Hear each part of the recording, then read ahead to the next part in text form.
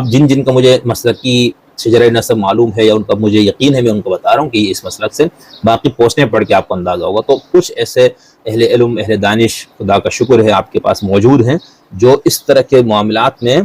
اس عینک سے نہیں دیکھتے جس عینک سے ہمارے جو فرقہ پرست لوگ دیکھتے ہیں، مسلکی تعصب رکھنے والے۔ میں مسلکی تعصب سے نہیں کہہ رہا ہوں کہ یہ اہل سنت والے ہی ہے، دونوں طرف ہے الحمدللہ، آگ برابر لگی ہوئی، یعنی مسلکی تعصب کا جو چشمہ ہے وہ بھی پہنتے ہیں اور یہ بھی۔ حالانکہ آپ دیکھیں تو اہل سنت کو جن بنیادی مسائل، یعنی امامت کا جو عقیدہ اس کو چھوڑ کے جو جذبات سے، احساسات سے تعلق رکھنے والے مسائل، جس کی بنیاد پہ شیعوں کو قتل عام ہوا یا ان کو مارا جاتا ہے ہمارے ملک میں بھی خاص طور پر، یہ بقول آیت اللہ العظمیٰ عاصم محسنی کہ ایران اور افغانستان اور پاکستان نے بے شمار شیعوں کو انہی بنیادوں پہ مارا گیا۔ تو ایران میں انقلاب کے بعد خمینی صاحب، ان سے پہلے بھی حسین بروجردی صاحب اور کچھ لوگ تھے جو اس کے قائل تھے، لیکن اب چونکہ ان کو ایک سیاسی طاقت بھی ملی تو اس وجہ سے انہوں نے بہت شدت سے